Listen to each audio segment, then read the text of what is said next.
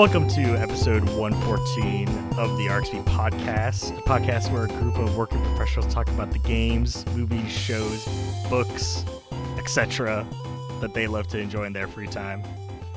I'm your humble host today, Alex, and joining me as always to talk on this special day are my co-hosts, the humble yet ravenous reader, Tiffany. Hello. I'm in the middle of like 16 books right now. 16? I know. I can't be stopped. Oh my God. Hence the epithet, you know. Another humble yet our cinema connoisseur, Matt. Right in between the Mission Impossible rewatch. Just watched oh wow, Rogue Nation and Fallout today. Perfect double Nice. feature. Yeah. I thought about that. 2 days away. 2 days away. Nice. Wait, are you watching like all of them? Like you Yeah. rewatched the whole series? In Yeah, so preparation? I'm 6 done. We'll watch 7 tomorrow, and then the newest one, the 8th one, will come out Friday. So I'll be there. You'll be ready. Nice. Oh man, of course, as our connoisseur loves to enjoy. And finally, our multiplayer magnate, Yasser. Wow, I was wondering what you were gonna say. I'm here. Hello. I'm coming off Multiplayer a magnate. 2-week I love vacation. that. I'm feeling good. Oh, hell yeah. Nice. And here we are, on this day. We've come back together after a little bit of a break, as he also mentioned. He's been on vacation, so we've taken a slow roll on the recordings. And so, in line with that, obviously, we're kind of in, I'd say, early summer. Is this early summer, late spring? When is the first day of summer? Is that June? It's June. It's like June 20th. 20th. So we're not even summer yet, bro. Okay. Yeah, Yeah. man. This Yeah. is So we're like late mid-spring. Yeah. The April showers have brought forth the May flowers, as they say. And so we're kind of slow rolling through this season. It feels like summertime, or at least I'm ready. does for feel that way. summer. So yeah, in line with that, I kind of wanted this to be a little lighter episode. So for today's recording, my co-hosts have not had any time to prepare. I've not debriefed them at all on what we're going to be talking about today, but it's something very simple, and I gave it a name because this is what I'm going to just title the episode to, hopefully get We you haven't guys to heard this click and name yet, listen by and be the like, way. oh man, what the heck is Yeah. this? So I'm calling today's topic / session / it's not necessarily a game, but just kind of how we're going to go through this discussion. Gas or pass? Gas or pass? All right. Okay. So, for my co-host today. So when I you have say picked- gas, you mean like all gas, no brakes? I think he's gonna explain Listen, it right yeah, now. I'm saying The build up like- to that title was getting higher and higher, and then you completely nailed it with gas or pass. 10 out of 10. Great job. Okay, great. It lived up to the hype. That's great. Even though I wasn't trying to hype it up, I was just doing the slow introduction there. But nonetheless, that's great to hear. Great to hear you're enthused. So I have 6 franchises, IPs, things coming out in the future. And essentially, we're going to go through these one by one. And I just want each of your opinions on whether or not you think these 6 things have got the gas or they're going to pass. Oh. So essentially, this is both on a personal level, but also maybe on a kind of just popular, the public at large level, right? Like, do you think if this is something that maybe doesn't hit popularity wise, like, right, like this isn't going to do big sales or a lot of viewership, right? But if it's something personal to you that you're like, man, I'm ready for this, then, you can make that distinction. Okay. And so I just wanted to briefly go over these, looking into the future a little bit, right? We're approaching that midway point in 2025. So these are things coming out later this year and, peaking a little bit into next year as well. So I just wanted to get the popular thoughts, especially with how so many things have already come out this year in 2025. So I kind of want to see seeing where the public is currently with some of these things. Is the hype still there for it, or are people just going to pass on it? Is it just going to become another line item on the things that release in 2025? Seems like a very timely topic, especially after the most anticipated gas thing is now no longer there. Unfortunately, our host here is the one who drafted it, right? You guys know what I'm talking about, right? GTA. Yeah. Rip. Rip the dream. Oh yes. Oh man. I mean, I'm still hyped for it. The trailers that came out, this isn't one of the items, but I'll just say right now, I'm still True. excited for GTA. The trailer Is- did look sick. That's it. Let me ask you all a question. Fantasy critic, we might talk about this in subsequent episodes. Is there a non-0% chance that this... Wait, I'm saying this very complicated. Is there any way, in any reality, that GTA 6 is not the first game off the board next year? I mean, the only question is, do you think it gets delayed again? But otherwise, I don't think so. I know. And it's getting delayed till May, so that would mean we would have to have like a 7-month delay. That trailer, yeah. I've never Yeah. seen. I know we're not supposed to get hype about trailers, right? But man, the liquid physics, like within the bottles that they're carrying, it's like enhance, and it's still there. It's like, this is why it's taking you guys so long. Quit. Stop it. It looks fine. I mean, remember when we talked about Red Dead Redemption 2? They simulated horse ball physics.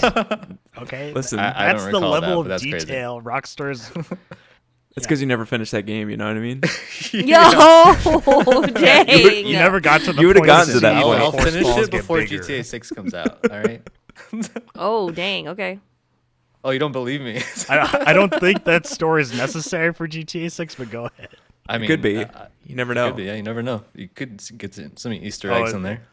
It's the Listen, if- it's a long lost prequel. This is a A side note, horse but could be in there. if they developed this type of physics for a game, they're not scrapping that. They'll use it for something else. Oh, yeah. And I want Yasser to play GTA 6 and be like, there it is. It's right there. That pitbull, I found it. That Pipple, Yeah. I've seen that before. Anyway, sorry. Back to gas and pass. Gas or pass. Or you can gas and pass. Maybe it's a gas for someone else, but pass for you. Oh, that's true. Who knows?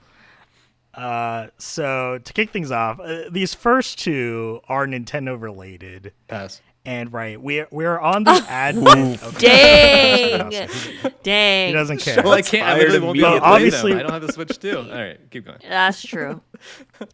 Yeah, we're on the advent of the Switch 2 release. So the first one I want to bring up, and this is more so for Matt, because we know Matt's kind of like the biggest pillar for this here on the podcast. Donkey Kong Bonanza. You know, like, this isn't a launch title per se, right? It's launch window for the system. Was right? it We're not getting coming Mario out at the Kart same time? World with the launch. No, it's not. It's coming out in July. Okay, It's so a coming month out later. about a month later, month and a half, yeah. And so hopefully maybe Nintendo's like, you'll be tired out with all the racing by then, so you'll be willing to pick up this action 3D platformer. But Matt, I'll start with you. And I'll say this from my personal views of it. It looks good. Like, I will be getting this. I'm excited to play it.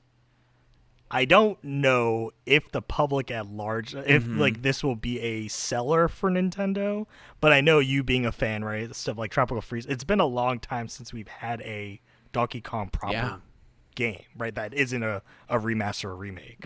So I wanted to see what your thoughts were on this. Listen, I'm full on the gas for Donkey Oh. Kong Bonanza. Listen, go Okay. back to how much money I spent on it on Fantasy Critic. I was balling Oh, out. yeah. That's I had true. that TIFF money. You know what I mean? I'm just throwing it. Okay, listen. And listen, when you have a great, I don't know what happened first. Do you think the title happened first or the game? Like, if you came up Ooh. with Bonanza, they got listen, we got to go back to this Donkey Kong guy and figure him out.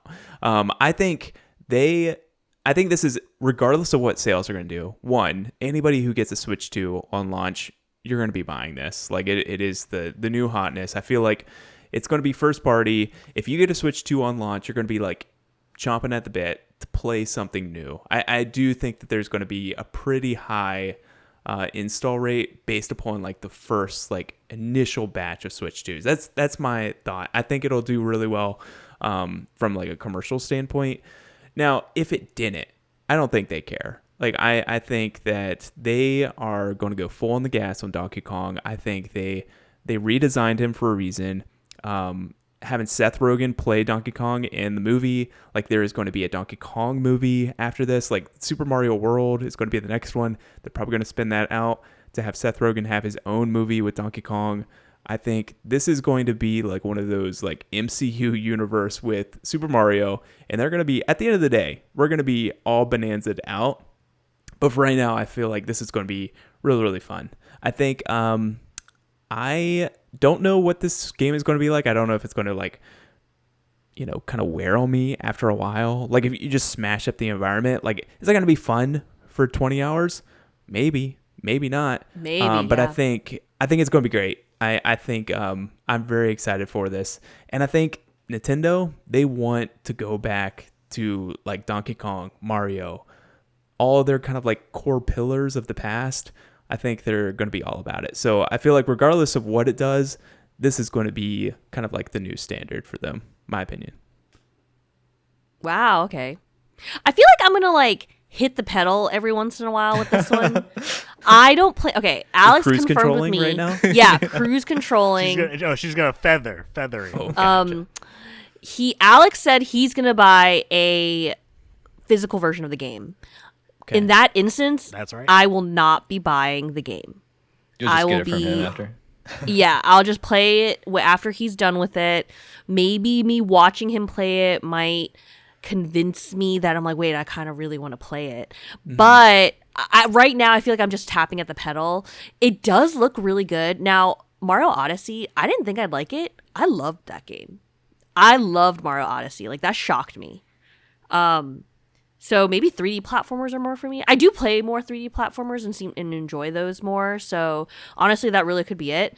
So a little bit of gas, little gas. A little bit of gas. Little Yeah. gas. Yeah. Little gas. As you guys were talking, I was going through like the sales numbers for Donkey Kong games in general. And they're not like, they don't like blow you away. They're not Mario. They're not Pokemon, right? I think it'll be in line with what you're seeing or what I'm seeing here, like 2 to 4 million. Like I would expect something like that, maybe more Yeah. because this is a launch title. I don't know how long it's been since we've had a Donkey Kong that's like a launch title of sorts. So Right. that could definitely affect it and make it higher than anticipated. But yeah, I think with the fact that Donkey Kong is like in the social sphere now with the movie and everything. Wait, it was in the movie, right? He was in the movie? Yes? No? He was. Yeah, he was in the movie. Okay. Yeah, he was in the movie. Okay. I didn't get to that point. But Oh! all those things. Oh my gosh. All those things in consideration, I think it'll probably do pretty well. But it's not like Diddy Kong Racing, for example, where I think man. that would probably kill a little bit more at launch. But obviously, you have Mario Kart, so you can't do that. But it does look like a good game, and I expect it to do well. Yeah. So, gas or pass? I mean, it depends on what we're saying. If we're expecting the numbers that it's been doing, then I think definitely gas. I don't think it's going to be worse than that, like on average. So yeah, I expect it But to do pass well, for and it's you. going to be a good game. But pass for me because I probably like even if I had a Switch 2, I wouldn't get it because I'm not like a Donkey Kong guy. I've never been a Donkey Kong guy.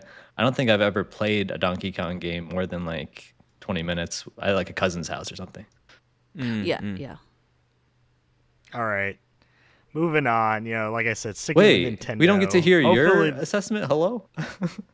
Oh no, I started off with it, right? Okay, I led okay. into But he didn't Matt's officially introduction. say No, gas or I- pass. Right. That's the thing. He No, this is gonna okay. He said if we're- pass. if I'm going to you guys pass want this me conversation to say that- someone else. yeah, that's what he said. If you guys wanted me to officially give it a label, it's gas, Let's especially for go. me. I like the destruction aspect. I don't think, or I hope it's not just a gimmick of the design, right? Like, I hope the gameplay kind of benefits you to be like, how can I smartly destroy the environment in order to do things? I think there's ways they can make it like more puzzly, which will make it very interesting if it's like, okay, well, I see something in the distance or I see something on this structure. It's not maybe simply I can just take out the whole bottom floor and drop the structure down or get to it, but is there a way I can navigate the environment in order to get up to this place? It's stuff like that I hope, this being, supposedly, even though Nintendo doesn't like to confirm their development teams from the team that developed Super Mario Odyssey, I can imagine the level design being there, right? Like them taking advantage of saying, well, if Donkey Kong can just rip through the ground and punch holes in things, we can make these kind of fun levels that take advantage of that. So in that case, I'm excited for this. Not that I was a big fan of, the Red Faction games in the past, right? That was focused on destruction, right? Like terraforming. I think there's a lot there that as we move forward, right? Construction or kind of do-it-yourself type games, things like Minecraft, things like Fortnite when it had build mode and that was still like a mandatory requirement to play the game. Like people like freedom of expression, I think in general, and so being able to kind of have that in this case, you're just destroying things, not necessarily building it, I think has a unique spin that'll be like, oh, this is fun. Like even if I don't care about DK as a character, I think the gameplay will still be there, at least for me. So that's kind of what I'm looking forward to. And so it's definitely all gas, and I kind of agreeing with y'all. So I think it's going to be gas on the public level, as in it sells within expectation, right? Like it doesn't undersell. So I think Nintendo will definitely be happy, that people are picking up the Switch 2 and buying another game, and they're not just waiting for this next title that we're going to be talking about. Pokemon Legends all gas, Z-A. all gas, all gas. And let's just go to Tiffany first. Listen, here's the thing though. I know that I'm anticipating this game like very much so, right? Like very, very much anticipation. I'm scared. I'm gonna get it and I'm gonna play it for 4 hours and then I'm gonna move on. But right now, I am all gas on it. Still make your top 4 list though, It probably will, yeah. Listen, my boy Rowlet, he's gonna be there, and no starter has captured me as swiftly as Rowlet has. Honestly, I think I have a lot of nostalgia for my Chikorita. I'm not smoking crack though, right? Like Rowlet is a starter in this one. Am I? Yes. Okay, yeah, okay. I'm just double checking. I'm having like an out of body experience right now. Because I was trying to remember the trailer, but yeah, I love Rowlet so much. Like the little bow tie, my little precious little boy.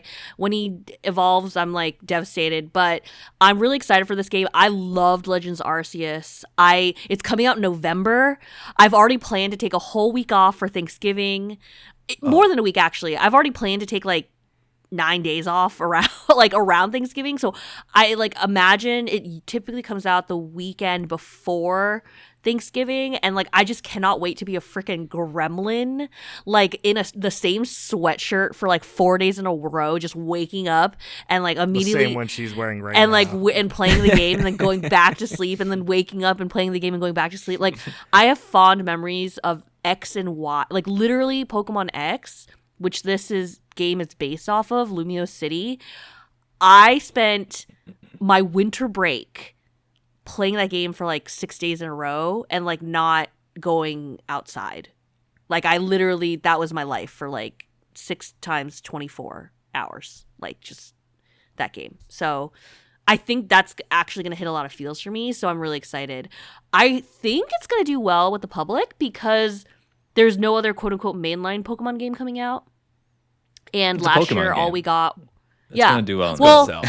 Yeah. And and then the thing is, last year, I think we only had the DLCs for Scarlet Violet. So I think this is I feel like there's almost a mini drought, which is great to drum up anticipation. Yeah. So can I ask you something? Yeah. What's been revealed about this game? I've watched some trailers and I feel like I haven't really learned that much. Is it gonna be just like the last Legends game, but just in this new town or this new city, or what's the new gimmick exactly? So because the last game took place I don't know 500 years in the past or something, you really didn't get a lot. It didn't seem like they put in a lot of activities, but in ZA there's a gimmick that you start at level Z and you're working through the night tournament. It almost like a fight club. It feels like a fight club situation at night where you are trying to climb your way up to be level A.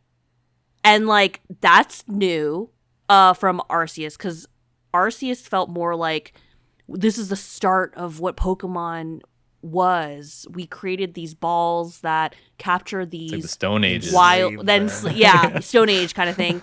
And this feels more like you are in a battle tournament, you're trying to literally become the very best. In addition, they have new mechanic where you can literally move away from an attack. You can dodge. You can freestyle your Pokemon. Yes, like you move yourself around a like 3D map kind of. And so like if they're about to start an attack like a gust and it goes, it goes like diagonal towards you, you could literally like move your Pokemon and your your Pokemon out of the way, which honestly is like what I want, cuz that's what sick. that's what the show was, you know what I mean? True. That's what Pokken Tournament is. It's like Pikachu, Yeah. dodge that. I've always wanted to be able to do that. Exactly. He And just bodies it instead. He's just like, yeah. I'm not moving. Yeah. And also none of this like accuracy business, right? Like, this move has like 80% accuracy and that you get a There's no more accuracy in this? No. There's accuracy. I'm pretty sure there's still accuracy in this game. But I mean, like, there's some elements that change. Also, not gonna lie, when we got Scarlet Violet, I chose the futuristic one. I forced Alex to get the prehistoric dude. I love the future.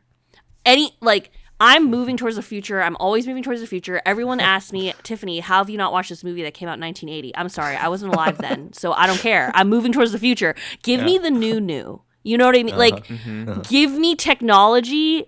Let me have air conditioning in my Pokemon game. Or, like, you know what I mean? Like, just advancements of things. I'm excited to see what the Pokemon world looks like in the quote-unquote future. Incredible. Scene. We're going to blow your mind. Yeah. There She wants was her air fan conditioning rotom in Pokemon. 1980. Okay. I understand. I wasn't there. Yeah. Was there? Where is it? tell me that. I don't know. Yeah, compared to like the 1800s. But I mean, you know what I mean? Like, I don't know. I just like my consciousness started when I was like 5. I don't know. And then I'm just like moving towards the future. Yes, I understand. There's a lot of things to learn from the past. And I, obviously like that's very important. But like Pokemon, let's move to the future. Let me get another bike Pokemon. I don't know. Miraidon. Pokemon. Let me ride you into the city of Lumiose City. By the way, apparently that's like a trademark. You can't have another game where you ride like a monster without Nintendo coming after you, because that's what they did to Palworld. Really? No. Just FYI. Wow. Wait a minute, but you Anyways. could ride a monster. Couldn't you ride a Palamute in Monster Hunter or something, Alex? I don't know. All I know is in Palworld, you could do that, and then they got rid of it while the like court case is ongoing because they didn't want to have to deal with it for the time being, which is wild to me. That's right. So now You you know just what? I have guess- like you're like flying yourself. You like activate it with your pal, but you can't like see them. It's crazy. Anyways, Whoa, that is crazy. I'll say this for Pokemon Z-A. Yeah. I think I'm feathering it right now. I think Oh. I'm like keeping track of it. I'm seeing how it goes. And if people like it, and then I look into like some reviews and like, okay, how does it perform on the Switch 1? How does it perform on Switch 2? Fair. I'll make a decision from there. But to be completely honest, I want to go through my backlog of Pokemon games that I haven't finished yet. Not because I didn't like them, but just because I don't play my Nintendo consoles enough. So I want to get those out of the way first. So I have no problem playing this like a year or two down the line. But if I get excited, I might just end up getting it, whether it's for the Switch 1 or Switch 2. We'll see. But I do think in general, it's going to be gas. I don't know. I doubt they're going to have as much like technical issues this time around, especially on the Switch 2 because it's more capable.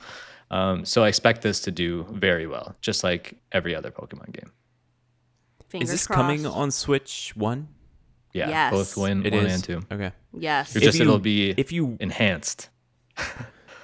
let's say Enhanced. the reviews are really great, Uh-huh. would you get a Switch 2 for this game, or just play like a lesser quality on Switch 1? I'd have to see like what that difference is, because like if it's a great game on both, then there's probably Who no cares, point in yeah. me getting a Switch 2. But But what if it's it like really popping does make up a the difference- Chansey? Yeah, Chansey's just popping up out. Like you don't see it, and suddenly it's right in front of you. I have a feeling because like we're in this like hybrid time now, or we're going to be. I'm probably Yeah. going to end up watching like a Digital Foundry video that's going to compare the Mm. two consoles and tell me, oh wow, this one's 20% more frames. Like fuck, I need to get a Switch 2. Yeah. 20's worth That's all it's going to come down to, guys. Like I'm going to just listen Yeah. to Digital Foundry and then that's it. It's Switch 2. That is time. so funny. Alex literally was talking to me about Digital Foundry like yesterday. I don't want to discourage you, Yasser, but there are talks like in the tech sphere that Samsung is courting An OLED Nintendo. version, yeah. Yeah, an OLED like screen. So Yes, sir. I don't know if that's going to change your calculus at all. That's just a rumor, since though. were you talking know, about the like we've heard about Switch that's 2 true. or But you were Switch, bemoaning the Switch fact Pro of lack rumors of for OLED years. before. You never know. You never know with Nintendo. I feel, but yeah, we'll see. We'll see.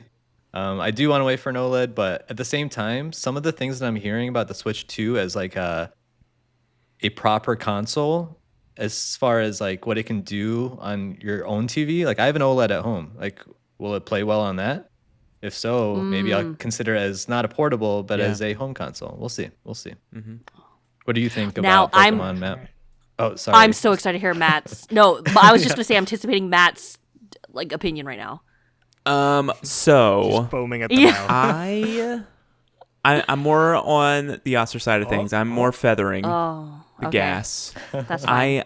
I am excited about a lot of things that you just described. Like going from Z to A, I'm thinking about Paper Mario Thousand Year Door, starting in the loser bracket as a wrestler, and then like having to get to like the better locker room and then being the champion. Like I love that sort of stuff. Like rising in the ranks, starting as a nobody, starting as a rookie, and then like getting yourselves up to like beat the best. I love that.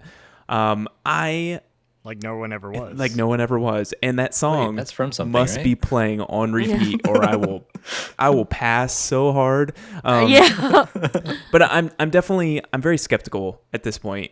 Like in my opinion, I think Game Freak and Pokemon Company have been like super lax in their success. Like they sell no matter what. Like Pokemon fans will be like, this is the biggest piece of garbage I have ever played.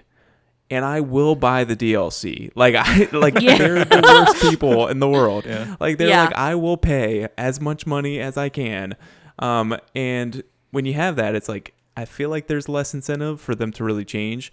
This looks great. This is like all positive things. Like everything that I've seen looks really great. I have not played a Pokemon game though since Sword and Shield, and I didn't even finish that. Like I got to one of the last gyms and like there was no music playing, and like it was like a stadium, and like it was kind of like a rave scene, and everybody's like clapping. A rave with no music, and there's there's nothing, no music, no sound, no Yeah. clapping. Silent rave. I'm just like, this is like terrifying. half done, and Yeah. I'm just like, nope, I'm not playing that. Like I just like lost all will to play that game, and I've kind of not looked back with Pokemon. So I hope this is like a way for me to get back into the franchise, and everything it looks like this is as mad of a Pokemon game as possible. So I'm hoping to be full gas once we get some like people who I trust to like play it and say it's great. Then maybe I'll check it out. I'll probably be itching to play something in November, like more like just while I'm sitting on the couch, like playing on a handheld. That sounds great to me. So I hope to be full gas when November comes around. Right now, a little bit feathering it. All right. Well, don't want to be the true Debbie Downer, but this is a hard pass for me. Hard Not a pass. Pokemon guy. Yeah, hard pass. It's that thing where I never played Legends Arceus. I never played, the Go kind of remakes. I typically avoid most of the Pokemon spin-offs. The one Pokemon spin-off I really liked, or I guess two, is obviously Pinball, a classic. Yeah, bring that Pokemon back. Oh my Yeah, god. bring Yeah, back why Pokemon not? Pinball. Why not? Game Freak, do it. And then also Pokemon Conquest, which was the tactics Pokemon game. So besides those, though, the spin-offs have never really hit it for me, mostly because I do, for the most part, enjoy the mainline turn-based Pokemon. And so it's kind of like, well, I don't really seek out these different, Pokemon titles. So it's something where I'm like, okay, I'll probably just watch Tiffany play it, but I don't even think it's anything I'd be like asking to buy. Obviously they'll have the, even if she buys it digitally, they'll have the virtual game card, right? Possibility, so you can share your digital games for up to 2 weeks at a time with someone on your same family plan type system. I'm kind of like, I'll watch it. I like the idea. I agree with you, Matt. Like, I like the whole rising the ranks, like becoming a somebody from being a nobody type idea, like that storyline. makes sense to me. And obviously that clarifies the whole why was it called Z-A, Yeah. in the first place. Za. Yeah. And it's just, it doesn't seem like it's there yet for me, like as a Pokemon spin-off. Like I think it hasn't hit that genre or subgenre where I'm like, okay, that's the one I want to try again. So I'll wait and see, but most likely it's just gonna pass me I'm by. going to try. I think I'm leaning towards physical as long as it's not a game key card, because then I'm like, what's the point of that? But I'm gonna be so annoying. I'm literally gonna be, look at this, look at this, look at this, like, and shove my Switch in your face. No, I'm gonna be like, just play it on the TV so I can just look No, at it on I'm the gonna be TV. like, I like to lie down, Alex. So I'm gonna be playing it, and then suddenly I'm gonna be all up in your space and be like, look at what I just did, look at this, or look at. No, And I would be like, wow, it looks so you two need to press that C button in party chat, and you can share your screen from There you across the go. room. Oh yeah, That's you don't have to get true. up. You can just party Yeah. chat with it. It's free for the first year. Yeah. Oh yeah, that's right. Yeah, and then you can get your little piranha plant to point at you, so he doesn't even have to look over at you if to see if it's bringing you joy or not. That's true. I know she's gonna be in like a random part of the house. I can't even see her from where I am anyway, so she better turn that on. All right, I have enough what's gas next? for all of us, basically. You just said gas What's for next? all of us? So or- I'm break. I said I have enough gas for all of us. Oh, so it's okay. fine. Yeah. That's Excellent. so fitting. Yeah. And I'm ready to pass. All right, I'm gonna break my rule a little bit, mostly because I just thought of this, but it feels so right. We have to talk about it. Recently, we've gotten some bad news about the Kingdom Hearts franchise. Maybe it's good news. The mobile game that was currently or was in development was officially canceled. So we are not getting Kingdom Hearts Missing Link. Yeah. Good.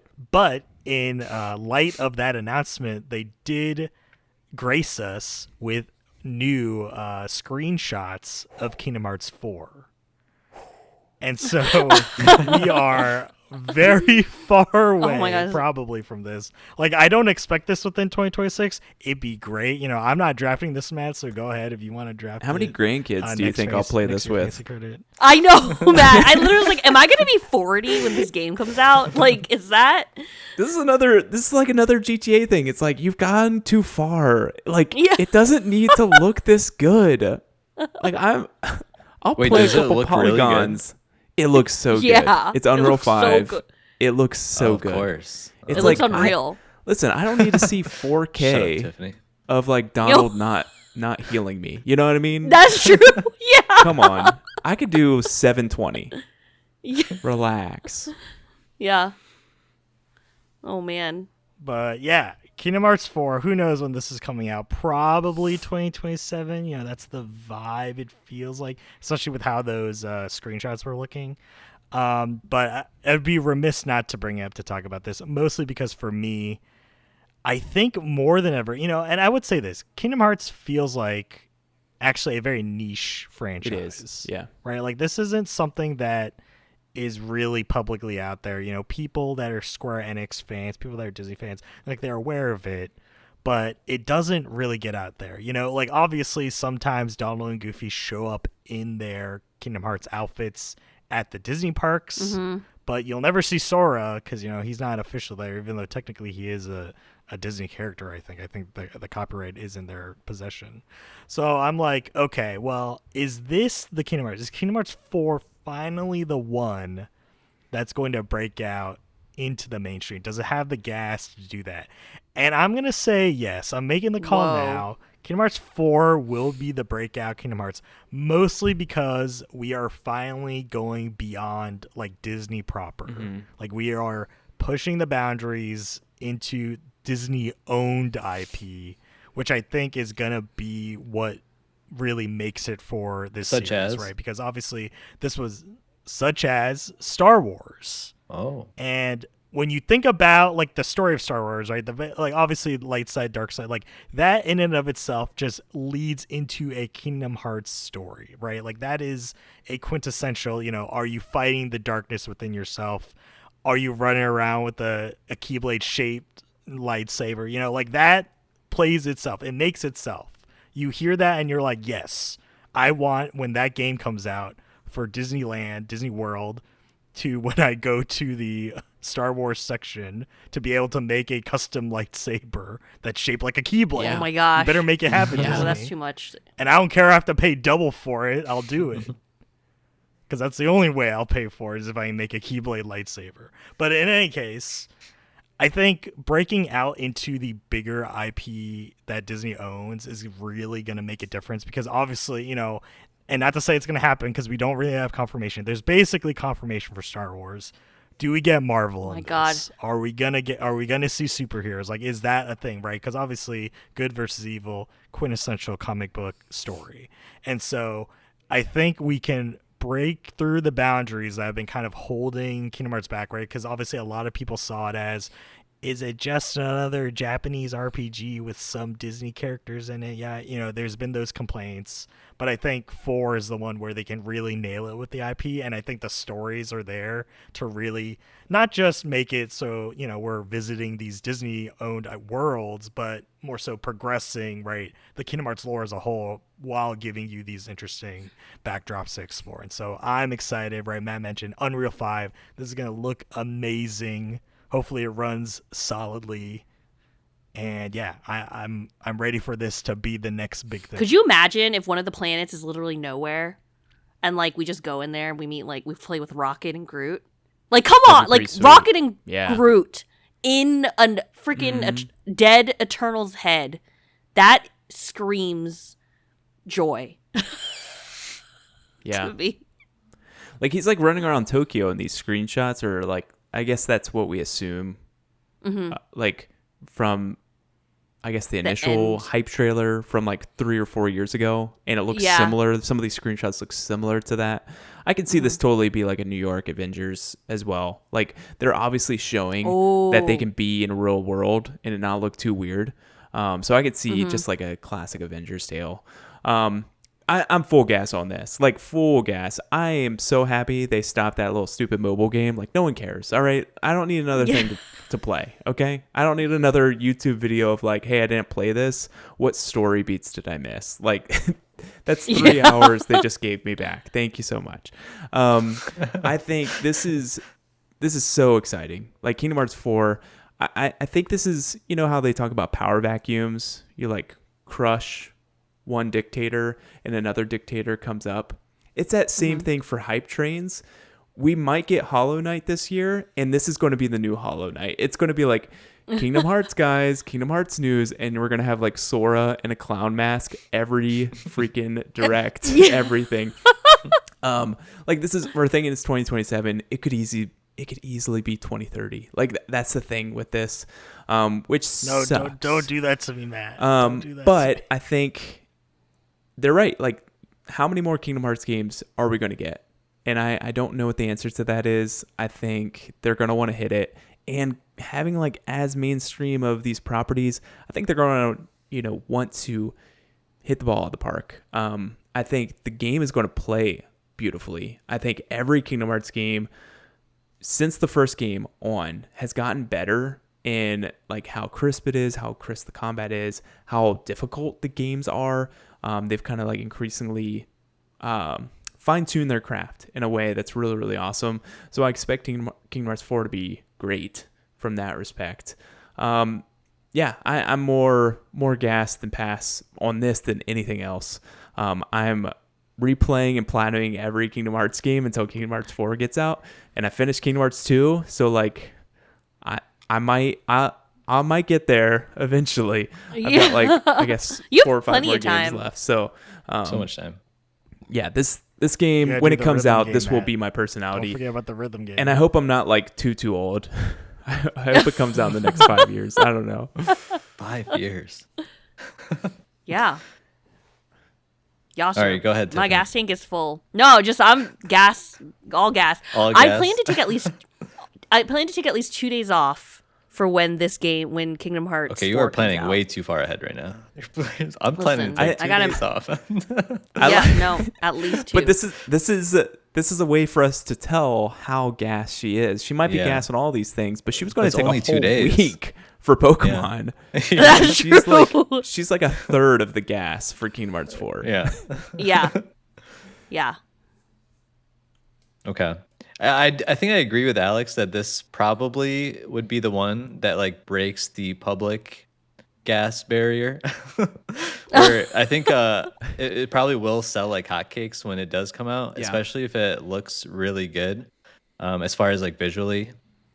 So I agree with that. I can't say that I'm gassed for it because I don't play Kingdom Hearts games, but I might be part of the like public swing where if everyone's playing it and it looks really good, I might get it. I probably won't play the new one or the older ones beforehand, but like I'll watch a video. It's fine. Yeah. Man. But yeah, I also don't think this is And that's coming gonna out. be like Psych Odyssey level length. Well, yeah, seriously.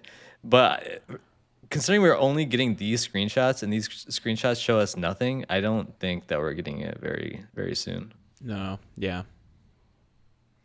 Unfortunately not. Shame on you for bringing this up, Alex. I literally wasn't even thinking about I it. had No. to. I'm glad you did. I had to. Yeah. It's good. Because also, with that news coming out, we had to mention on the podcast, right? It feels like it'd be too far along where it'd be like, oh, where are the things that we've been hoping for? Oh, yeah, there was Kingdom Hearts 4 news. Well, we should have talked about it. So this is that little blip on the radar to be like, okay, noted. I don't want to call us the number one hype Kingdom Hearts podcast out on the internet, but we're up there. We're up there. Are we? Yeah. Maybe. We are defending Donald going off and not healing us. It's fine, Donald. Fuck Donald. Just come back later. And Yeah, heal just me use the your next meteor time. shower or whatever and like clean up everybody. All right, reeling it back in, something that has a release date, something that's coming this year, and switching gears a little bit. I want to talk about Fallout, and specifically Fallout Season 2. We talked about the first season of Fallout last year. Amazing show. We all pretty much loved it here in the podcast. Think they hit all the right notes. But, we've been removed a little bit. Obviously, a lot of shows have come and gone since then. Fallout Season 2 coming out in December of this year. So, like, rounding out that holiday season. So maybe you're spending time with the family. Who knows? Is Season 2 gonna hold on to how well received, or I guess at least for us too, I don't know about the public at large, but with how successful Fallout the show was, will Season 2 carry that on, right? As far as we know, right, they're going to New Vegas. Yeah. Who knows what's going to go on in that location, but we know at least, right, that is in the lore. There are significant events that happen in New Vegas. And so is this something that's going to continue to be a great show? And for me, I just want to briefly say, I don't know if they can do anything wrong, at least for me, with how they've done, right, with me not having played the first game, but at least understanding when the show adapted, or not playing any of the games, but seeing how the show adapted the first season. I think they know what they're doing. I think they understand the universe and kind of how to make a story in the world. And this is what I would prefer for these adaptations of like, give me that setting, but tell your own story, because then that just like opens up a realm of possibilities. And I think they did such a great job, especially, the GOG, Walton Goggins, what a great job as was he the mutant? Is he a mutant or is he a zombie, or like what is his classification? He's a ghoul. Yeah, he's a ghoul. He's a ghoul. That's what it is. Yes, he's a ghoul. What a great job as the ghoul in the first season. So I hope to see a lot more of him in the second season.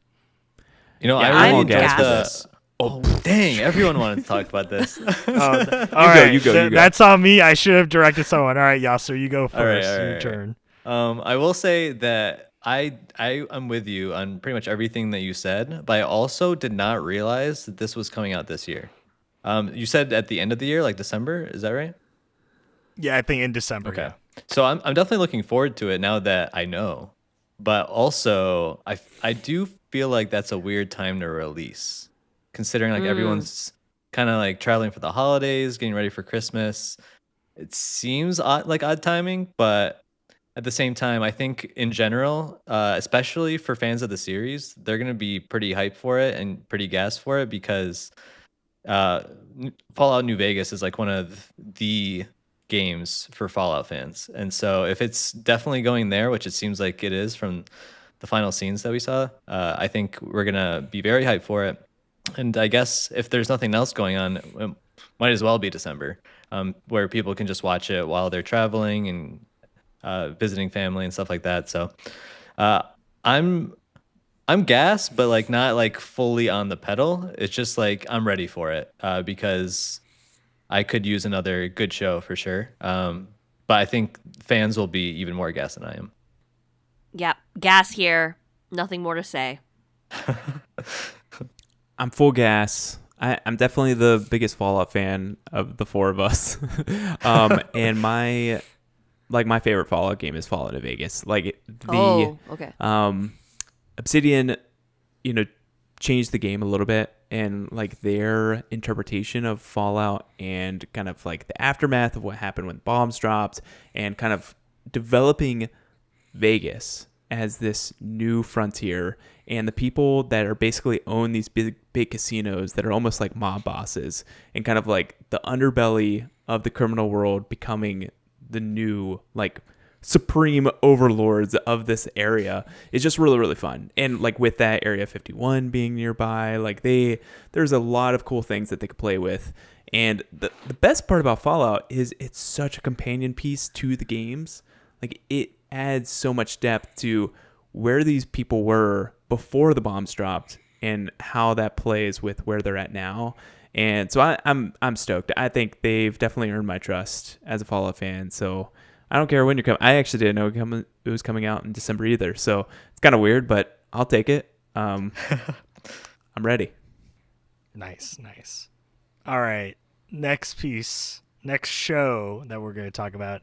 So this one, I want to get a gauge, because I guess this is going to see how much are my co-hosts here up to date, whether they're watching what's out right now or if they're kind of hearing what the internet / the public is kind of reading on it. And I want to talk about Last of Us Season 3. So, currently Season 2 is airing. I think it's not done just yet. I think there's still 1 or 2 more episodes as of this recording that have yet to release. But we're pretty much through the current Season 2. And at least from my perspective, there's a lot of, as I expected, mixed opinions about this season. And so whether or not, my co-hosts here, I'm unaware of their level of knowledge, whether they're actively watching it, if they're also just aware of what's going on, how people are receiving it. But I just want to get, what's the temperature? What do we think, or how do we think Season 3 is going to go? Because we know at least HBO, right? They've renewed for Season 3. There have been some interviews with Craig Mazin, who's one of the directors for the show, who talks about, he expects it to be kind of a 4-season show. So, if there is a Season 3, maybe we, aren't getting the entire thing unless there's a Season 4. But right now we're only committed to 1 more season. So do we think Season 3 will hold up, or is this something where, with obviously how controversial we expected the story to be, is Season 2 that kind of pivoting point where, right, Season 1 amazing numbers, and does Season 3 kind of carry that along, or are we going to see kind of a downshift? I still haven't seen Season 2, but I want to see it, so I do want to see Season 3, I presume. So I'm going to say a little bit of gas, a little tapping, a little tap. Keep it going. A nice, crisp neighborhood 20 miles an hour. I'll go next, since I'm like probably the in between of Tiffany and Matt here. I have watched parts of Season 2 at this point, but like I'm not sure if I mentioned this on a pod or not, but I'm stopping after I saw like the big scene, just because I wanted to see how they did that, and I liked how they did that. But that's my interest in the show, because like we've mentioned in other pods, I prefer when it's like a story that adds to the lore rather than just retells it. And I feel like this story retells it.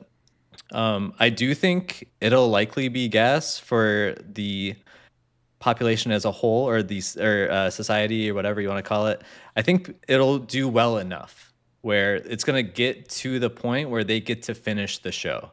I was looking at the numbers the other day, actually, as far as like how popular is this show exactly. And I don't know like how great they track these nowadays, because of like streaming services and how those differ from our typical viewing data from back in the day.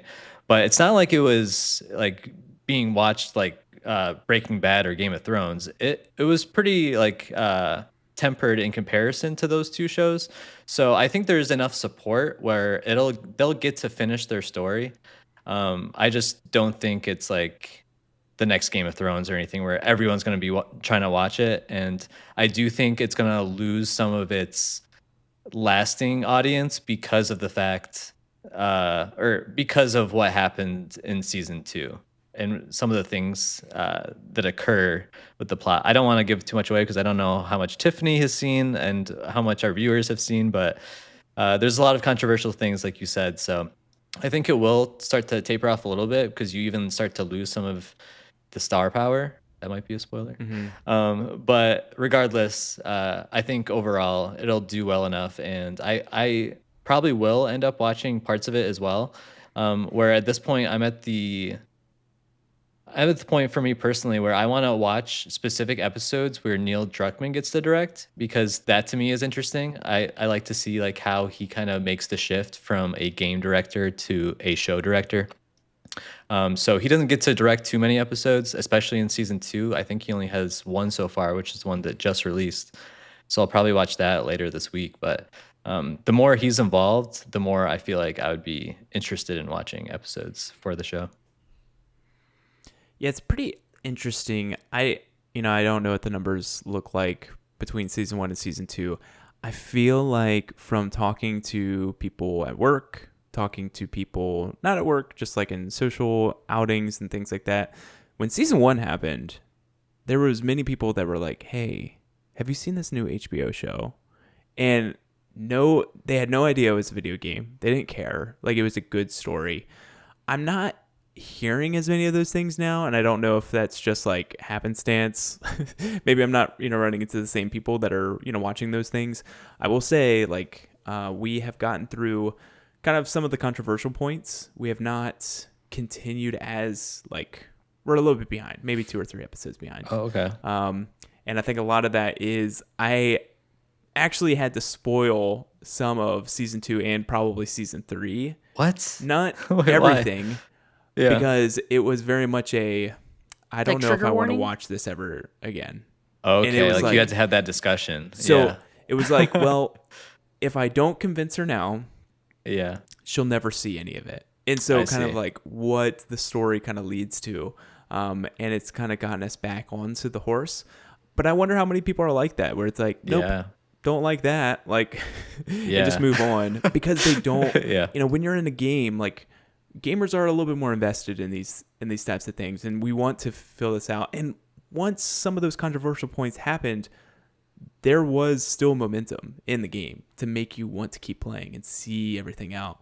And it takes a little bit more time to get there in the show. So I am excited to watch it. Every time I watch it, I'm like, man, I'm learning so much more about this world, these people. Like, there is a certain people group that you see very towards the end of Last of Us Part 2. And you don't see much about them. You basically get like secondhand stories from them. There's a lot of environmental storytelling. Are we talking about the scars or somewhere else? We are talking about the scars. Yeah. Okay. You get a lot more information just in a quick 5-minute scene amongst scars, where it's nothing about, like, there's no main characters in it. It is just scars talking to scars, and you're learning more about them than probably in 10, 15 hours of the game. Like, I'm excited for that stuff, because it makes me want to play Last of Us Part 2 again, to kind of like with this newfound context of how this changes things. But yeah, I'm excited. I will say, like, in a similar way to Yasser, I am kind of prioritizing other shows that are new stories to me rather than this. Like, I'm watching John Hamm's new show on Apple TV. Like, I am just going in different avenues where a little bit of originality is hitting a little bit better for me right now. But still, it's a great show. Can I ask, as someone who hadn't played the game, your girlfriend, or your wife, sorry, did she get like a little more sucked out of it because of the fact, like, who are these Scar people? Like, why do I care about them right now? And why do we have 5 minutes with them with no other main characters? So that was part of the stuff where I had to talk about them and like what potential Yeah. themes of these things are. So she learned about them ahead of time by me. So Oh, it's okay. hard Okay. to know, I guess. Okay. Fair enough. Fair enough. All right, Alex, what do you think? Yeah, I guess this is really, like I said before, I was anticipating the adaptation of this show very highly, right? Because it was more so not necessarily how they were going to translate or adapt it, but it's more so the public response, right? Because obviously, us having played the game years ago, right? Last of Us Part 2 came out in 2020 originally, so the story's been out there, right? It just hasn't been in the like dominant mind share of people, right? Because the amount of people that play the game obviously is vastly outnumbered by the number of people that would be willing to watch the show. And so for me, it is that thing where I'm definitely like, I'm waiting till all the episodes are out in order to get that subscription for a month in order to watch it, kind of in one batch. And I'm down to see season 3, right? Because obviously, kind of briefly, very vaguely knowing how they structure these, right? You're going to need at least seasons 2 and 3 to like get the whole story. And if I suspect the reason Craig is talking about season 4 is not necessarily talking about a potential Last of Us Part 3 story, but it's more so maybe that last final section of Part 2, Yeah. right? I could imagine it is also getting its own dedicated arc. And so I can see 2 having this amount of content, season 3 having this, and then season 4 really being the kind of linchpin that does kind of tie everything together, right? And so like I'm all gas for all of these seasons, mostly because, right, not to say I'm desensitized to what happened, but I think from a gaming story, like Last of Us is one of the few gaming stories out there that I think shows, oh, people shouldn't just dismiss games as being like, oh, it's just a thing to kind of waste your time away on, right? Like it's like it's a form of media where you can create these narratives that I think are way more impactful than so many other, books, shows, movies that you create just from scratch, mostly because games, right, have that interactive element. And so having that translated, I do think there is a degree that gets lost, right? Where you're not interacting with that medium, with that narrative. But at the same time, it shows, right, you can have serious consequential stories like from games. And I think this is a great job where they're like, we're not going to shy away from it. Like, we're going to show what the story was in the game. And I think there is a degree of respect there to say, hey, listen, we understand you might not like this. And that's on you, right? Like, we don't, like, there's no hate in saying if you see a certain scene and you drop a show, right? Like, that goes across the board. If you get to a certain point where you're like, I don't feel comfortable watching this, like, that's fine. Like, that's on you. But more so saying, like, if it's written in certain ways and you're trying to, like, put forth the kind of a narrative about it to be like, well, you got to see the whole thing, right? Like, I understand your point if you stop there, but if you don't watch the whole show, it's kind of hard to, like, agree with, oh, is the whole story bad? Or if you just disagreed with the one part, does that taint the whole thing, Like, it's a very complex thing, but I'm definitely there to watch every season. I'll be re-upping for the 1 month at a time to give them that viewership because I do believe in it. And, unlike Matt, I'm not really down to ever play the game again because honestly, it's such a, like, intense story to experience. I'm like, I'm good. I got that platinum. I don't need to replay this, but it is something that sticks with me from, like, a gaming perspective where I'm like, man, that, like, those 2 games together were definitely a, like, combined narrative that's worthwhile to experience, at least in some degree. So hopefully we get a season 4, if Craig agrees and if Neil agrees, we need there. Hopefully he does get there. So I'm looking forward to that. But that'll probably be, maybe the same time Kingdom Hearts 4 launches. Who knows by the time we get to that point. I don't know about that. I think we Anyway. get season 4 before Kingdom Hearts. Oh, you think they crank that Yeah. out? Oh, you think before? They just come year Yeah. after year. It's not like we have to wait that long, technically. Yeah. It'd be 2 years away, Fair right? enough. I guess it's waiting Technically. for that green light. Yeah. Yeah, if they get the green light, of course. Yeah. All right, moving to a little bit of a lighter note. The last item I have for discussion, or maybe it's a little darker note. I don't know. The title itself is a little bit darker, but I want to get my co-host's opinions. The only movie I have on this list, Avengers Doomsday. So we are currently they are filming Doomsday as we speak. And this is slated to come out sometime next year. I don't have the release date on the It's top like of my May. head, but slated to release. Okay, literally we're 1 year away from Doomsday. We're, I guess, kind of past what I would say is the MCU slump. Like, it feels like the MCU starting to pivot back into like the public perception of like, oh, maybe MCU movies are good. But at the same time, has it lost all of its momentum? I don't know. So I wanted your guys' thoughts. Obviously we have to go to Tiffany first. Is Doomsday, obviously we have a couple movies in between before Doomsday, but with the current releases, with everything that's released since the last Avengers movie, right? Because this is obviously the next Avengers mainline title.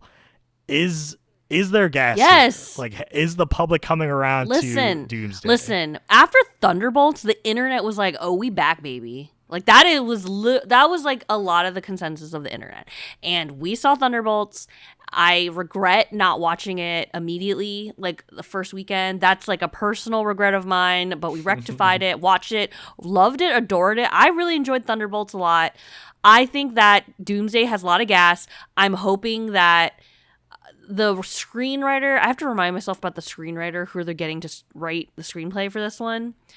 But the Russo brothers did phenomenal work with Winter Soldier, with Civil War, with Infinity War, and with Endgame. So I am so excited for Doomsday. All gas, no brakes. I will be seeing that on the Thursday night. I might dress up. I don't know. Oh. Yeah. Whoa. Yeah. Who are you going to dress up as? Honestly, I don't know. Dr. Doom. I'm listen, I'm actually like hella excited for Fantastic Four. I thought you were going to say hello for I'm a second. Oh, no. I'm like Fantastic Four. I'm so excited just to see new people and it not be an origin story. Like that is nice. Granted, Thunderbolts was not an origin story at all. I do kind of feel bad for people who do not remember anybody. Because, like, I went with a friend and she was like, who's that?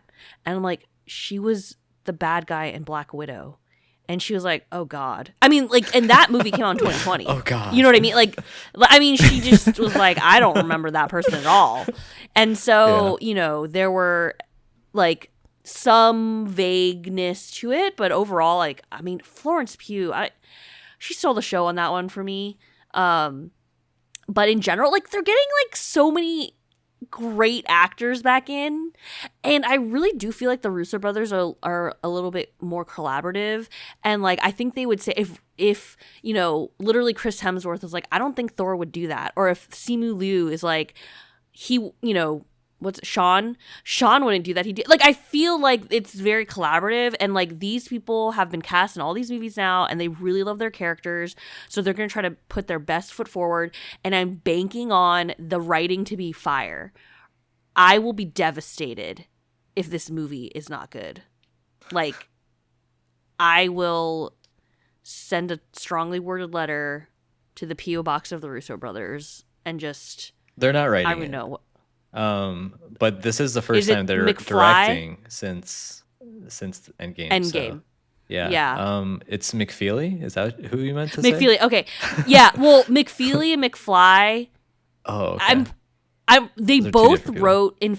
Yeah, they're two guys that wrote Infinity War and Endgame. So I'm confused as to why. At least I think his name was McFly.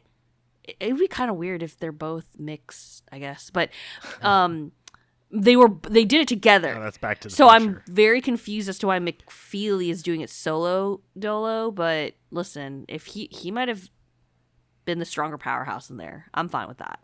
But I mean, I loved Infinity War and Endgame. Like, I loved it. I watched both those movies in theaters at least 3 times. Like, I paid cash monies to go to the theater to see it. So, and in this economy, could you imagine? I can't be doing that. But if it's good, I might. The other writer for Doomsday is Michael Waldron. He's the one who wrote Loki. Doctor Strange.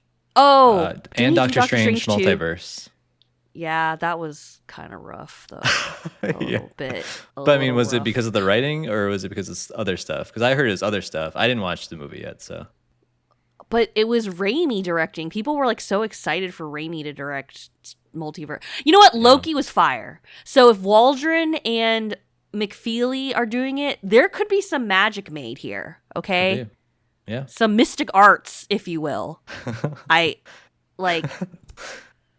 I think I'm with your friend a little bit, where I think I'm hyped for this, honestly, especially with like personally, I liked the Robert Downey Jr. thing where he's gonna be coming Me back. Like, I, too. I like that. Yeah. Yeah. But I'm a little concerned because I feel an obligation to watch those crappy movies that I don't want to watch because like I'm gonna be missing or misunderstanding of what's happening or like not understanding what's happening. And so I don't know how to get around that.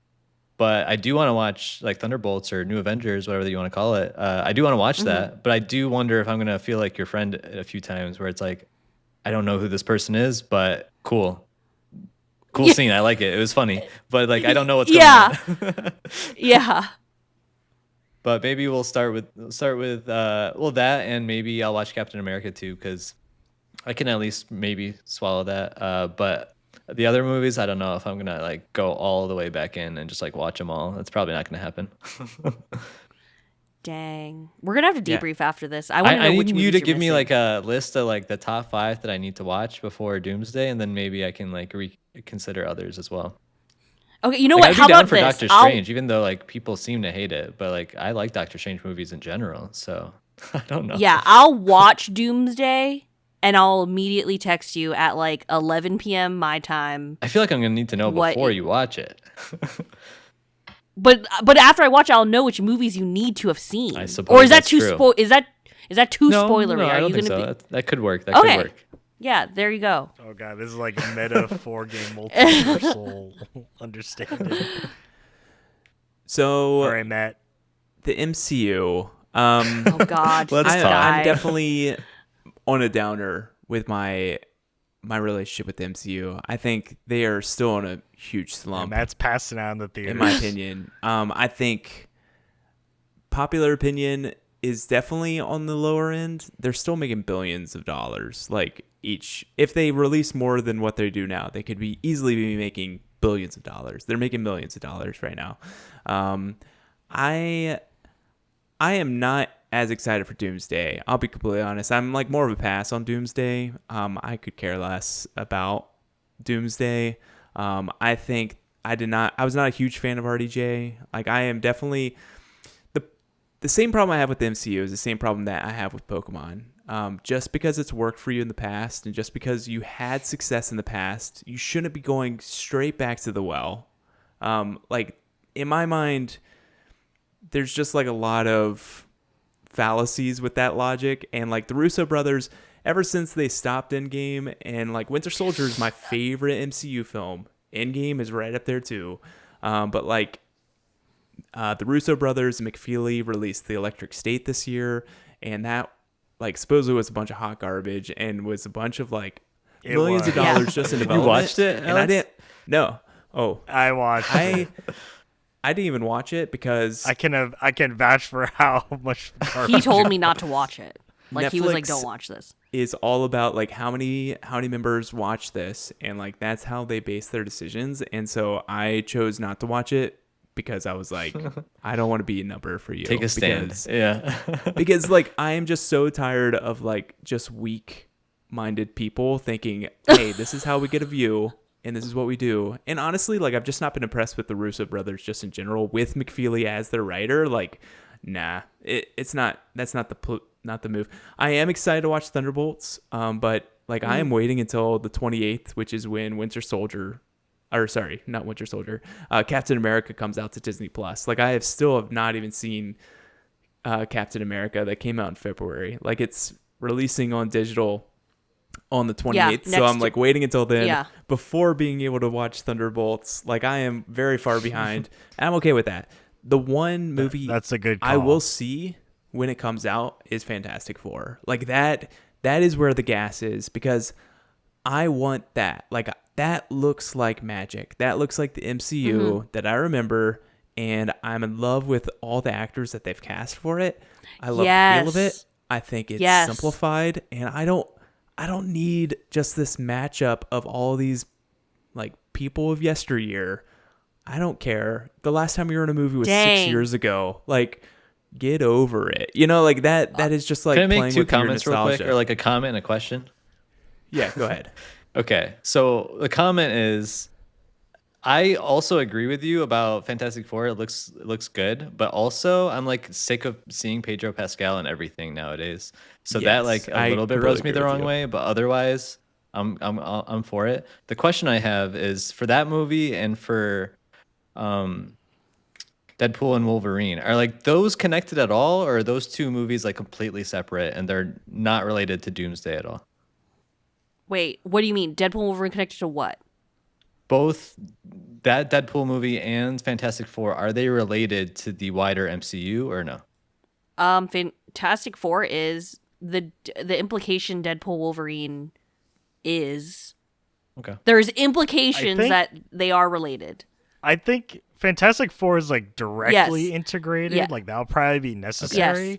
Deadpool and Wolverine has like the lore, but like it doesn't necessarily have any direct impact. It's kind of like its own Okay. like story. Like it explains some of the things going on in the universe, but you really don't need it for like the Doomsday Okay. story. Thank you. Or Keep that going, we man. know. Sorry. That I don't think so. I don't think so. What I'm looking forward to, It's just a fun movie. what, yeah, there's parts, there's parts of it that's fun. What I'm looking forward to this summer is Fantastic Four and Superman. Both come out in the summertime. Like Blockbuster v. Blockbuster, James Gunn's Superman, and Fantastic Four. Like this is what the MCU needs. MCU needs competition. Like they need someone that could eat their lunch. Like I believe in James Gunn's Superman. Every trailer I see, I'm like, okay. The new trailer is good. I was impressed with that one. Okay. Yeah. Like I think it looks good. It looks like it has the sauce, and that's the same sauce that I feel for Fantastic Four. And so I hope both of them do super well. And I think they probably will, because I think a lot of people are kind of feeling on my end, which is like, yeah, we're fans of this. Maybe we read comics as a kid, but like, yeah, I'm kind of tired of it. I want like a reset at this point. So, I am tentatively excited for Doomsday, but that really depends on how Fantastic Four goes. And Fantastic Four looks great so far. So I'm hoping for the best. I don't want to be a pass for the MCU, but for right now, I have to be, because all Phase 4 and Phase 5 were kind of middling. not on all. average. On average, all of it was A lot pretty of good. I'll accept that. All right. Well, that brings us to the end of the topics I had. Was there anything my co-hosts had that you want to bring up for discussion? That you want to gas up? In this similar vein? Yeah, that you want to gas or see if we're going to pass on? Anything very briefly or deeply? Just want to gauge the room. Death Stranding 2? Yeah. Anyone gassed Pass. except for Alex and Pass. Pass. I haven't Yasser. played the first game yet, so You I need to play can't. the BB. first game, I don't need that man. BB. There's still There's still time. time. Yasser. The problem if you is- start now, you can. So finish I'm it actually in a before. dilemma right now, where I'm in an open world dilemma, because Oh no. I was playing Avowed, and then like it's been a while since I've played it. Like obviously I was out for 2 weeks, and then even before that I got like distracted with a few games. And then I saw that they have a roadmap for 2025 where they're like adding more shit to the game. And this is like classic Obsidian, especially like recently, like with Grounded, they did this for years. And so it's like made me curious if I should just like give it like put it on the backlog for a little bit, let it like cook even more, because I'm enjoying it. It's not like I couldn't keep playing it. It's just I don't want to miss out. And so as a result, I've been thinking like, do I just go right to Expedition 33? Do I play Oblivion? And then you guys just mentioned that there's Death Stranding, which like there's a sequel coming out. Like I have too many options and I don't know like which one to pick. And you Can know I- what? Another before- thing before like the last thing I want to say about this, because it's part of the dilemma, is I've been wanting to. Well, there's two games. God, the open world dilemma is real right now. I've been wanting to play Red Dead 2 for how long now? And I've played Red Dead 1 recently. And then also I've been meaning to play Witcher 3 like all the way through again for the longest time, because I never like finished through the DLCs. And so like Can't there's keep too putting many. that I off, can't. I yeah. don't know what to do, guys. I'm Yeah. confused. So yeah, that's where I'm at. What do you guys want to say about that? Go ahead, Alex. Alex is being Who are polite. you Yeah. letting talk Yeah. first? I go first. Okay.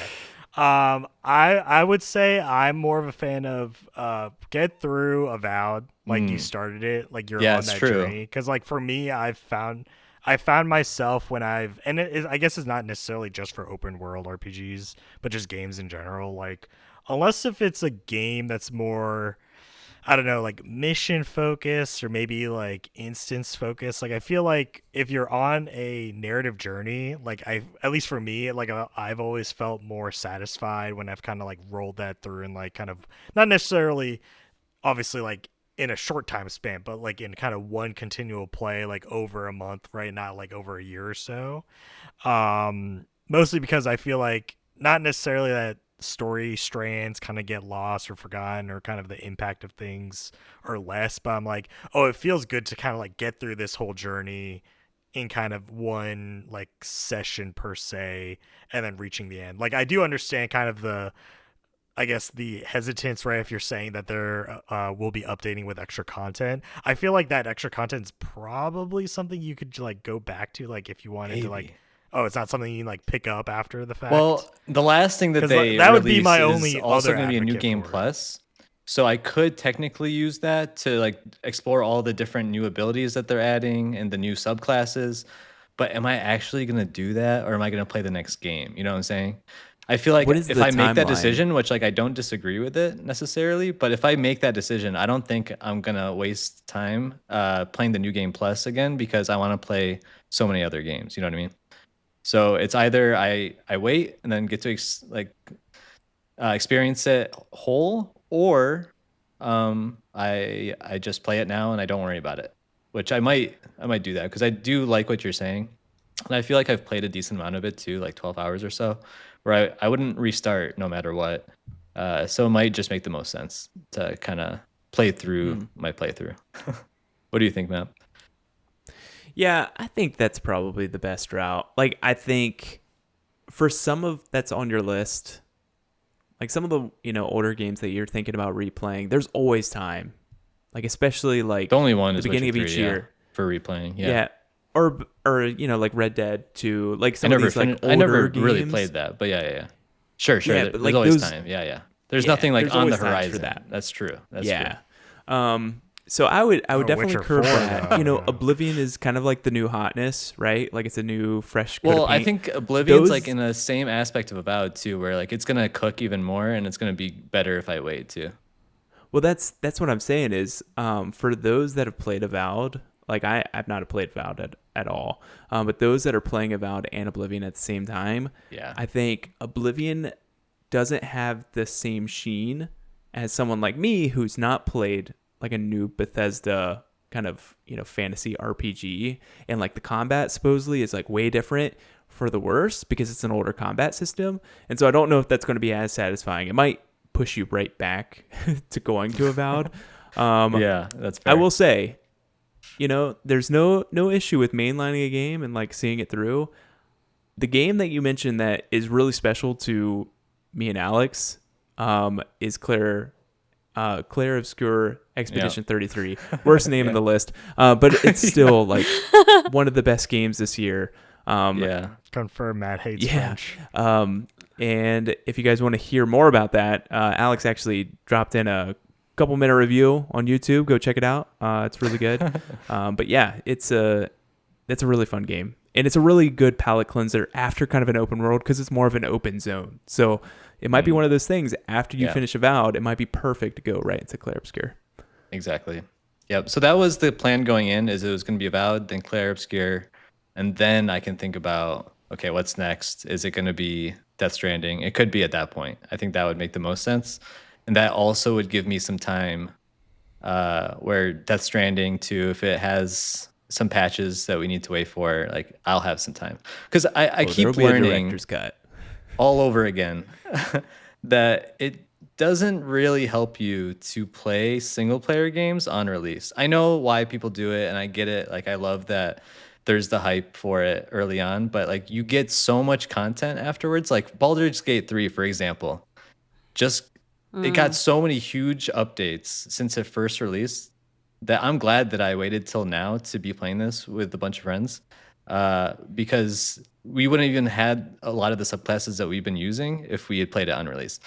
Was it amazing at the time too? Yes, but like I like being able to kind of experience the whole package in a way as well. So That's a great point.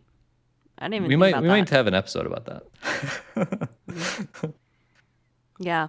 I mean, to be honest, Yasser, I was going to just be on the same boat of like, you should finish what you started and don't be like me and just be in the middle of like 18 things. Don't then you're be just like like- me. Well, Yeah, I mean, don't be I'm like s- me. I still understand your pain though, because I'm technically juggling like 6 other single player games, but I've made it a little bit better because I'm kind of splitting them out into genres. So I won't be playing like, for example, 3 open world games because it's just not gonna Right, work right, out. But yeah, I'm with you. I think I agree with you guys. I'm gonna finish out Avowed, and then I get to jump on the Clear Obscure train that you guys are currently on. Let's go. Did you guys both finish And it? then I'm still working on it. Okay. Yeah. I'm And then Yeah, my review is from the finished Yeah. perspective. It doesn't. I don't spoil anything in it, right? Because Did I you don't 100% think you it? need to spoil. Like whenever you review something, I did. okay. I got the platinum. nice. Yeah, I don't think in order to portray the feelings I had for it, there's nothing I need to spoil. Also, the video aspect, there's nothing spoilery from that. It's mostly through Act 1 Nice. footage. So you won't, if you do watch it, you won't see anything from later acts in the game.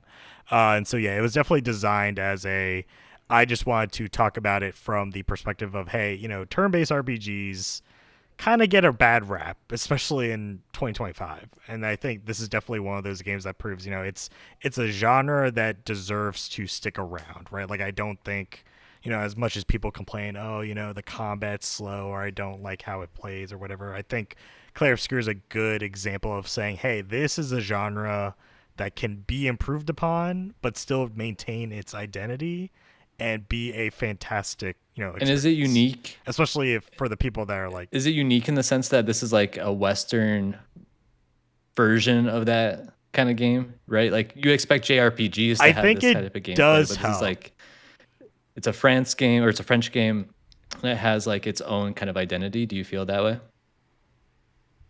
yeah, it does definitely help because I think a lot of Japanese, I guess, tropes or like cultural values like are definitely in JRPGs. And not to say that those aren't present in Clair Obscur, but there's definitely a lot of like cultural, like French cultural things in the game that are like, well, unless you were like live this culture, right? Like this is part of your identity. Like it's not something that just comes out, right? Like if I did research on French culture and tried to make a turn-based RPG using French culture, like it would not have turned out like this. Like there are so many things that are like so tightly entwined in their identity that I'm glad that they were able to like create an RPG like it, because I think this goes to show, these different, cultural identities or even just mythologies and like just the way of thinking and right, even just language, right? Because obviously there's a lot of French in the game. Like it's very refreshing, right? Like how often are you playing games like that, not necessarily just French, but that are in other languages and then find this kind of like intertwining, with English, obviously. And so it's definitely a like unique experience where I'm like, literally I can say I've never played a game like it. Like That's period. awesome. I'm really gassed for that game for what it's worth, since we're still like on the gas or pass Yeah. pod right now. Yeah. I will say I'm like a little worried, but like everything I've heard, like especially everything you just said, makes me very excited. I don't know if I mentioned this before, but I tried playing Persona 3 Reload like 2 months ago. It didn't go well. Oh, It didn't yeah? go well at all. Okay. Yeah. I was like, I think Persona 3 definitely is it's a game of its time. Is that the first Okay. Persona that you've tried? that was the first Persona I've ever played.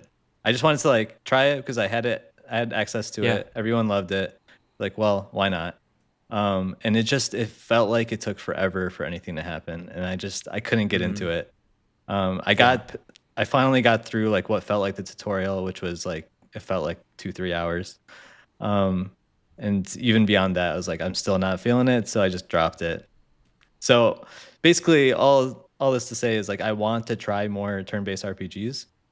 And so I'm hearing that this is different enough where I feel confident that I'm going to enjoy it. But I do want to eventually enjoy a JRPG one of these days. But it wasn't Persona 3 Reload, unfortunately.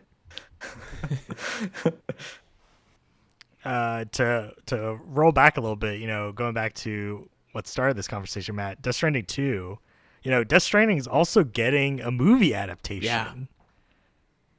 Kojima's partnered with A24 to get this movie, produced. Mm-hmm. Do you think the movie will have the gas? Like, will people enjoy a movie version of Death Is Stranding? Kojima involved, Or do you by think the way, like so before he much of that answers this? experience? Like, how involved He is is. He'll be a producer on he? A it. producer? Okay. Yeah. So I think it's similar way to like Neil Druckmann, like how he's been handling it. Yeah. Okay. Yeah, like, do you think it will be received in the same way, or do you think they can, successfully adapt it, to a way where obviously it won't feel the same as we played the game, but at least you'll get a idea of whatever its story is, across to the watcher. Yeah, I don't know if it's been completely like elucidated if this is going to be a retelling of Death Stranding 1 or if this is going to be a retelling of something within the world. Either way, I do think this has the gas. I think Kojima Productions, honestly, Kojima is more of a movie maker. He's more of a filmmaker than a game maker at this point. Like, looking at those cutscenes, it is the reason why Death Stranding is one of the best games I've played this year, this decade, this whatever. Like, it is one of the best games I've ever played. And it is crazy. because it is the most akin to a film of any game that I've ever played, including Last of Us Part 2, which I think is also like a great, like, I think it's could more easily be a movie of a film than Last of Us. Is that what you're telling me? That's crazy. Yeah. That's crazy. Yeah. Okay. And I think it has the sauce. I don't know, like how this is going to play out. Like, the beauty of that game is some of these cutscenes, like the end cutscene, which is like a couple cutscenes put together. How long is that? That's like over an hour, maybe 2. Like, it is No is way. long. Yeah. And so how they transfer that to a 2-hour movie, a 3-hour movie, who knows? Like, that's my worry. Is like, is this too big of a project for one movie? I honestly think this is the one time I'll say it. This might have done better as a TV show just because there's so much lore to get through. Well, can't you say that about like most video games? Sorry to cut you off, but like Yeah, video no, games in you're general, totally they right. have so Yeah. much depth to it that it's hard to make it into a movie, right? And maybe that's why movie adaptations are awful. Like, like maybe that's the reason why. Like, and some of these have gone different ways. Like, Except for Sonic. yeah, listen, Sonic is pretty Sonic fun. doesn't. Listen, Yeah. it's pretty fun. But most of them don't do well. Maybe that is because of that. I'm not sure. So I'm excited. I'll definitely see it. I am just a little bit worried that to get that same magic, I don't know if you can do that in 2 hours. I don't know if you can do that in 3 hours. Like, I think it takes a lot to get there. So we'll see. We'll see what happens. If any game could do it, and if any producer could do it, it's going to be Kojima. Like, he is his next thing after Death Stranding 2. He has like OD. He's got that other one. I forget what it's called. It's going to be through PlayStation. I don't even know how to pronounce it, but yeah. But after that, he said his next thing is going to be a movie. Like, Yeah, he could which I'm see really looking himself forward to. directing a movie in 5 to 6 years, and it's like, Yeah. I am there for that. I am so there. But this is not going to be his directorial debut, so I'm trying to temper that expectations. So Yeah. we'll see. I'm so excited for it. I'm a little bit nervous, but a good nervous, I guess. Would you prefer to see the actors reprise their roles? I think so. Like, because these are, like, if these were, this is going to sound really mean. It's not. There are certain voice actors who, putting them in front of camera might not be the best actor. Like, the best voice actors we have might not be the best actors we have. Luckily for him, he got some of the best actors that we have to be actors and voice actors in his game. Like, Margaret Qualley, he picked her up from a Japanese commercial, a perfume commercial, that he saw, and then he like contacted her. And this is before The Substance. This is before any of like her bigger things. This is before she was in a Quentin Tarantino film. Like he found her before all of them, and she's in this game, and she's awesome. And so like, would I want Margot Qualley to be in this game? Yeah, I would. So I would love that. We'll see. All those actors though, expensive. Like, I think Kojima's going to have to like call in favors. Yeah, it's going to be like a Christopher Nolan. Did it in the game though, like so Christopher Nolan. Well, they were kind of lower, I would think. I don't know. I don't know how all this works. Like the price. He got him in when they were cheap. Yeah. Oh, I see. What you're Oh, saying. or Yeah. like maybe the game, but or like it was like, this is like a passion project. Would you please do me the honor of being in my video game? And I think it's a lot like- of people Or do that. he got that Sony money. He did get that Sony money. But like Christopher Nolan and Wes Anderson are two of my favorite directors. They like, if you look at how much those actors are getting paid on these movies, they're a lot less than what they're charging other directors. But a lot of them are like, for the We'll do it honor for you. to be in Yeah. Christopher Nolan's film, I'll Yeah. make $100,000. Like, what? You're charging like $10 million on this other film. And so I feel like it's going to be like that because everyone loves Kojima. He just is like an icon at this point. He's well respected, to say the least.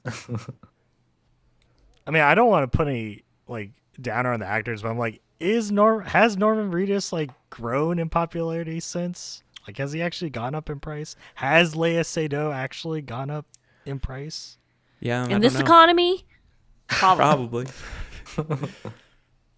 Probably not at the time. I was just saying from the talent perspective. I just feel like I haven't like heard of anything of like, wow, they really did a great job in that. But obviously, I have a very narrow purview of movies. I think Norman though is like, he's a well-known commodity. Regardless of what you think of his talent, I think people would go see something because he's in it. Okay. Like the new Ballerina movie. No plug, but Is he oh gonna my be in that? gosh. Oh, gonna be in that, wait, he's in Ballerina? Oh, That's my next series I'm know gonna that. watch through. Well, now I'm gonna go see Wick, John Ballerina. Wick? Alex, you have two reasons. yeah, You have 2 I've reasons not now. seen any John Wick movies. You've not seen Whoa. any of the Even movies? No. that's actually That's kind of crazy because insane. even I've insane, seen Matt. all the John Wick movies. So like, Yeah, all Yeah. This is yeah, like- I've seen all 4. You're about to watch like the pinnacle of action movies, and you haven't. Oh my god, I don't know what to tell you right now. Like, I'm excited for you. I know. Number one, Like I'm on an action movie kick right now. I'm watching all. That's of true. Oh yeah, Mission and then going Impossible. that's straight true. to That's John true. Wick. Impossible is definitely up there Yeah. too. Yeah.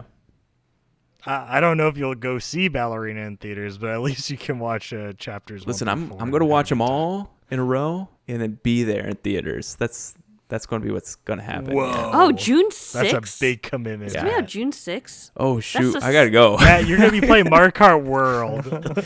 You're playing Mario Kart World. There's no time to watch Ballerina. Oh my gosh. That's You gonna know be a what? busy I'm week. gonna laugh if Lilo and Stitch outperforms Ballerina. But That I'm could not gonna happen, laugh. honestly. I would actually would not Listen. be surprised if that happens. Lilo and Stitch comes out this weekend. It's going to be against Mission Impossible. Oh, are those going head and head? That's Yeah. crazy. It's Lilo Yeah. and Stitch Oh. and Mission Impossible coming out this weekend. That's rough. That I'm excited to see what the box office says. All right, which got more gas? Which has more Oh, Like, which one's yeah. going I've to seen perform reviews, better? so it's listen, gas? Yeah, Stitch or Tom listen. The Cruise. marketing Perform better? for the Lilo and Stitch. The marketing for Lilo and Stitch is insane because, Yeah. first of all, Stitch is an icon. But also, did you guys see that they did the whole poster change thing for Thunderbolts? They ended up having a poster where Stitch is busting out of the Thunderbolts sick. that's poster. funny. Yeah. Yes. So they're going ham. Like, he was in the Super Bowl. They have all Interesting. these Disney princess posters where Stitch is causing a ruckus. He has like the Cinderella shoe in his mouth. He has like the rose, like he's busted Okay, I open did not the realize rose all of this was happening. That's thing. crazy. Yeah, for Beauty and the Beast. He's everywhere and I love him. And I will be I seeing love Lilo and him. Stitch. I'll be seeing Lilo and Stitch in theaters. I will not be seeing Mission Impossible. So I was gonna say I think Mission Impossible would do better, like perform better, but like I didn't realize that there's so much like metaverse shit happening with Lilo and Stitch. I had no idea. yeah, man. Well, I could also see like, I mean, I'm gender stereotyping here, but like it's like movie weekend, and it's like dad's going to see Mission Impossible by himself, and mom is wrangling her two other kids or the two kids to see Lilo and Stitch. That's 3 tickets for Lilo and Stitch over Mission Impossible right now. I think Mission Impossible will win the box office overall, domestically and globally, over Lilo and Stitch. I think it has a chance at $1 billion. Wow. Because things we don't forget about is IMAX seats. Like that's where you win the box office, is IMAX, and Mission Impossible is taking over IMAX for the next however long. And that's just going to be how it is. This is also potentially the last one, so like a lot of people will probably go out, like who's seen it before.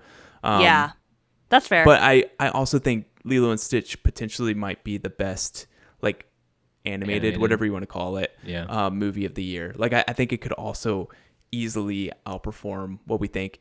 It's holiday weekend. Like both of them are going to do super well. Like I think these are going to be 2 of the biggest hits on box office all year. So I'm excited. Are they like trying to do a Barbenheimer? Like why'd they release the same weekend? That's crazy. Yeah, I guess. I don't know. What would you even call that? Mission Stitch? Mission Stitch. Mission Stitch. Mission Impossible Stitch. Mission Stitchable. Yeah, can't wait. All right, you heard it here first, folks. This is gonna, even though you'll be listening to this long after the movie's out, but you heard it here first. I don't care what other people say. Thank you for taking the time to listen to this, and leave a comment. Let us know if anything we've talked about, if you believe in it, if you think it's got the gas, or you're passing on it because it's just not your vibe.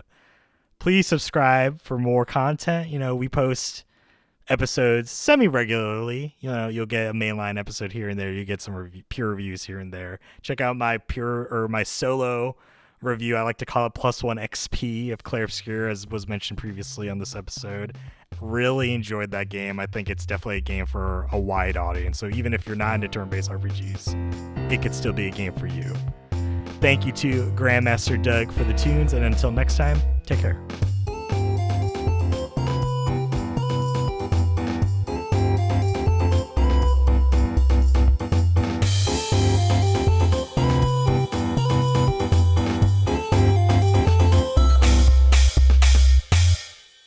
That Pitbull, I found it.